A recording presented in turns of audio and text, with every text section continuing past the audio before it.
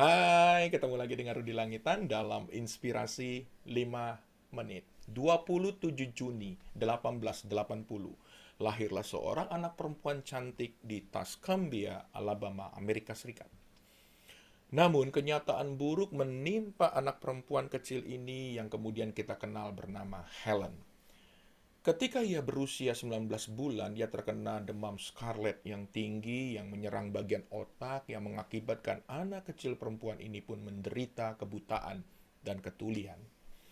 Kondisi yang buruk ini membuat anak ini minder, sangat sensitif, serta sulit untuk menerima lingkungan dan orang lain. Sehingga masa kecilnya pun ia lalui dengan pemberontakan-pemberontakan karena ia merasa tidak ada seorang pun dapat mengerti akan penderitaannya dan menerimanya. Ia terbiasa menendang dan berteriak ketika marah, serta cekikikan tak terkendali ketika sedang gembira. Tidak ada orang yang mampu mendekatinya dan memahami Helen kecil.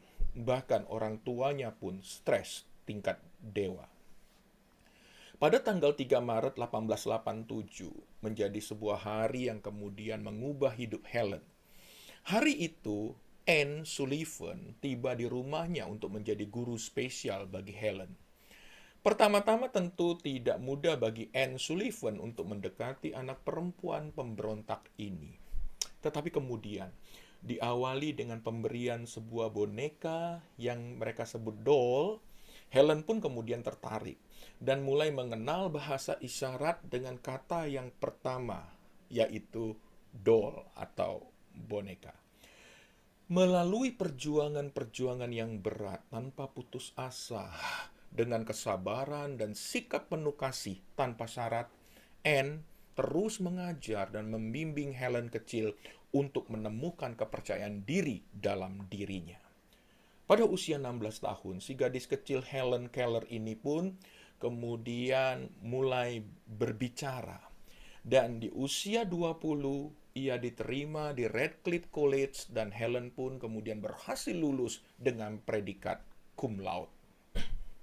Dan ketika lulus, Helen pun mendedikasikan hidupnya untuk memberikan harapan bagi penderita-penderita cacat, khususnya tunanetra dan tunarungu di seluruh dunia.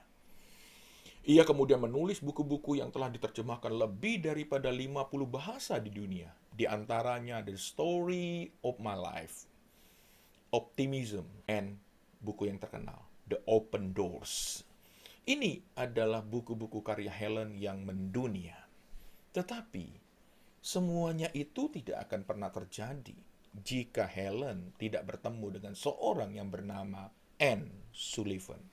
Seorang perempuan yang sebenarnya dari latar belakang yang tidak mudah. Karena ibunya meninggal dunia ketika ia masih anak-anak, dan ayahnya pergi meninggalkan keluarga mereka. Semua yang ia alami menyadarkan bahwa anak didiknya, Helen, tidak boleh mengalami apa yang ia alami. Ia kemudian memberikan rasa berharga, rasa dicintai, dan rasa diterima kepada Helen. Dan selalu menganggap Helen sebagai sahabat, lebih daripada sekedar seorang murid. Bahkan mereka bersahabat sampai pada akhir hidup mereka.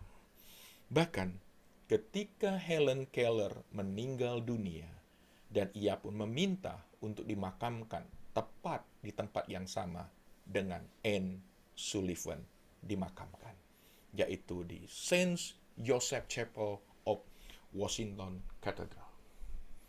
So, apa inspirasinya? Sekali lagi, tidak ada yang tidak mungkin, sahabat. Bahkan kekerasan hati, ketertutupan kepribadian, pemberontakan, kebencian, kemarahan, permusuhan akan dikalahkan oleh kekuatan kesabaran dan kasih tanpa syarat. Sampai di sini dulu ya sahabat. Sekali lagi, saya hanya memberikan inspirasi, semua kembali kepada sahabat. Tetap semangat, salam Jos Gandos, jadilah pribadi yang top, Marco top, uhui. Jangan lupa like, subscribe, komen, dan share ya. Thank you.